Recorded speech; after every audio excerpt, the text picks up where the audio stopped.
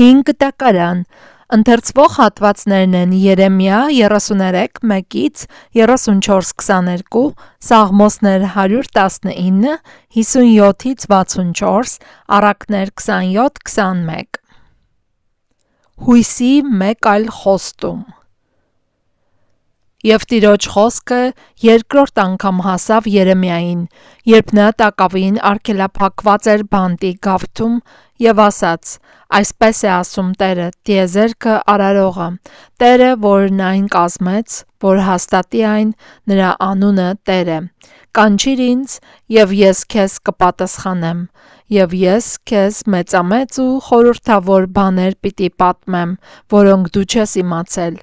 որովհետև Տերը, Իսրայելի Աստվածը, այսպես է ասում այս քաղաքի տների մասին եւ Հուդայի թագավորի տների մասին, որ քանդվել են ամրությունների եւ սրի դեմ պաշտպանության պատճառով։ Քաղդիացիների դեմ պատերազմելու են գալիս, որպեսի դրանք լցվեն մարդկանց դիակներով, որոնց ես պիտի զարկեմ իմ բարկությամբ եւ իմ զայրույթով, որովհետեւ այս քաղաքից ես ծածկել եմ իմ դեմքը, նրանց ամբողջ չարության պատճառով։ Ահա ես նրա վրա առողջություն եւ բժշկություն եմ բերելու եւ պիտի բուժեմ նրանց, խաղաղության եւ ճշմարտության առատությունը պիտի հայտնեմ նրանց։ Ես պիտի վերադարձնեմ Հուդայի գերիալներին եւ Իսրայելի գերիալներին եւ նրանց պիտի վերակառուցեմ առաջվա նման եւ նրանց պիտի մաքրեմ իրենց բոլոր անօրենություններից, որոնցով մեղանչեցին իմ դեմ եւ պիտի ներեմ նրանց բոլոր անօրենությունները, որոնցով մեղանչեցին եւ ապստամբեցին իմ դեմ։ Եվ նա ինձ համար ցնծության անուն պիտի լինի, գովաբանության ու պարծանք երկնքի բոլոր ազգերի համար,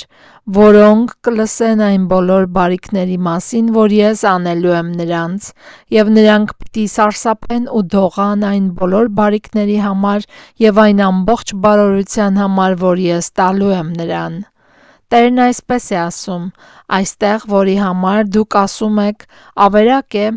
առանց մարդու եւ անասունի։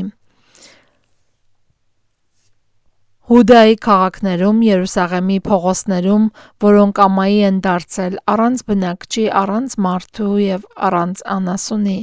դարձյալ պիտի լսվի ցնծության ձայն եւ ուրախության ձայն, փեսայի ձայն եւ հարսի ձայն, նրանց ձայնը, որոնք Տիրոջ տուն գոհության ընծաբերելով ասում են. Օրհնեցեք զորությունների Տիրոջը, որովհետև բարի է Տերը եւ հավիտյան է նրա ողորմությունը, որովհետև երկրի գերիալներին ես պիտի վերադարձնեմ, ինչպես նախկինում, ասում է Տերը։ Այսպես է ասում զորությունների Տերը, այստեղ, որ ավերակ է առանց մարդու եւ անասունի, նրա բոլոր քաղաքներում կրկին հոտեր մակաղեցնող հովիվների կացարաններ պիտի լինեն։ Լեռնային քաղաքներում, դաշտային քաղաքներում ու հարավային քաղաքներում եւ Բենյամինի երկրում ու Երուսաղեմի շրջակայքում եւ Հուդայի քաղաքներում դարձյալ հոտեր են անցնելու նրանք համրողի ձեռքի տակով, ասում է Տերը։ Ահա օրեր են գալու, ասում է Տերը, երբ պիտի կատարեմ իմ այն բարի խոստումը, որ խոսել եմ Իսրայելի տան մասին եւ Հուդայի տան մասին։ Այն օրերին եւ այն ժամանակ ես Դավթի համար արդարության մի շառավիղ պիտի ծլեցնեմ եւ նա իրավունք ու արդարություն պիտի գործադրի երկրում։ Այն օրերին Հուդան պիտի ազատվի եւ Երուսաղեմը անվտանգ պիտի բնակվի եւ այսպես պիտի կոչվի նա Տերը, մեր արդարությունը, որովհետև Տերն այսպես է ասում. Դավթից Իսրայելի տան գահի վրա նստող մարդ չպիտի պակասի, եւ Ղևտացի քահանաներից իմ առաջ մշտապես ողջակես մատուցող, հացի ընծան նվիրող եւ զոհ անող մարդ չպիտի պակասի։ Եվ Տիրոջ խոսքը հասավ Երեմիային ասելով. Այսպես է ասում Տերը. Եթե կարողանաք խափանել իմ ուխտերը ցերեկվա հետ եւ իմ ուխտը գիշերվա հետ, որ ցերեկն ու գիշերը իրենց ժամանակին չլինեն, ապա կխափանվի նաեւ իմ ուխտը իմ ծառա Դավիթի հետ, որ նա իր գահի վրա թագավորող որդի չունենա, նույնպես և ինձ ծառայություն անող Ղևտացի քահանաների հետ, ինչպես որ անհամրելի է երկնքի զորքը և անչափելի է ծովի ավազը, այնպես պիտի շատացնեմ իմ ծառա Դավթի սերունդը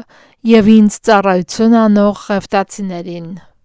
Եվ Տիրոջ խոսքը հասավ Երեմիային, ասելով.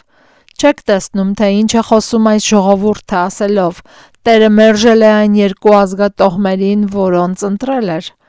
Նրանք անարգում են իմ ժողովրդին, կարծես այլևս ազգ չլինի նրանց առաջ։ Տերն այսպես է ասում. Եթե ես ցերեկվա և գիշերվա ուխտ չեմ կնքել, երկնքի ու երկրի կանոններ չեմ դրել, ապա Հակոբի և իմ ծառա Դավթի սերունդն էլ պիտի մերժեմ, որովհետև նրա սերնդից իշխանավորներ չդնեմ Աբրահամի, Իսահակի և Հակոբի սերնդի վրա, որովհետև նրանց պիտի վերադարձնեմ գերությունից և պիտի գթամ նրանց։ Երեմիա 34. Պատգամ Սեդեկիային։ Խոսքը, որ Տիրոջից հասավ Երեմիային, երբ Բաբելոնի Նաբուգոդնոսոր թագավորը և նրա բոլոր զորքերը, իր իշխանության տակ գտնվող երկրի բոլոր թագավորությունները և բոլոր ժողովուրդները պատերազմում էին Երուսաղեմի դեմ և նրա բոլոր քաղաքների դեմ։ Այսպես է ասում Տերը, Իսրայելի Աստվածը. Գնա և խոսիր Հուդայի թագավոր Սեդեկիային և նրան ասա. Տերն այսպես է ասում. ահա այս քաղաքը տալիս եմ Բաբելոնի թագավորի ձեռքը, և նա կրակով պիտի այրի այն, և դու չես ազատվի նրա ձեռքից, այլ անպայման պիտի բռնվես ու նրա ձեռքը մատնվես, և քո աչքերը պիտի տեսնեն Բաբելոնի թագավորի աչքերը,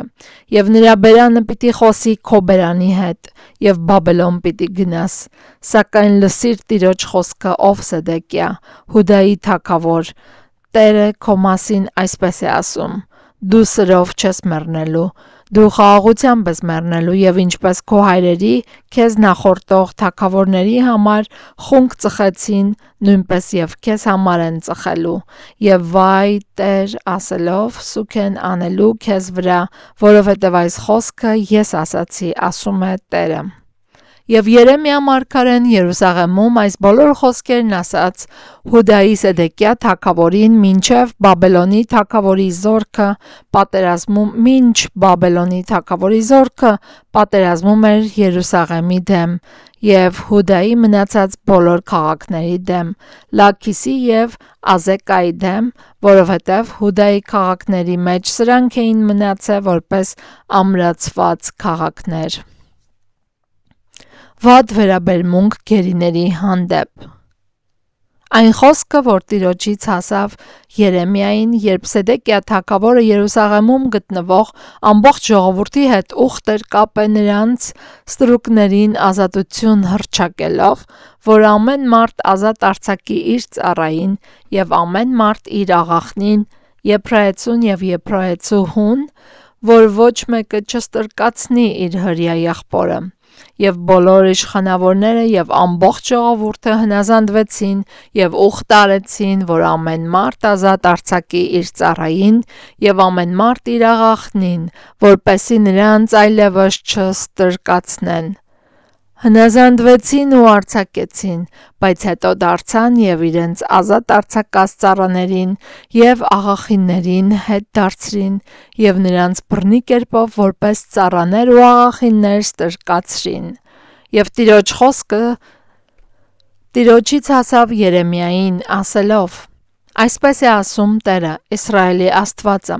Ես ձեր հայրերի հետ ուխտ կնքեցի այն օրը, երբ նրանց հանեցի Եգիպտոսի երկրից, ստրկության տնից, ասելով. 7-րդ տարում ձեզնից ամեն մեկը թող արձակի իր եփրայեցի եղբորը, որ ծախվել է ձեզ և 6 տարի ծառայել, դուք նրան ձեր մոտից ազատ արձակեք։ Բայց ձեր հայրերն ինձ չհնազանդվեցին և ականջ չդրեցին, դուք վերջերս դարձի եկաք և ամեն մարդ իր ընկերոջը ազատություն հռչակելով արեց այն։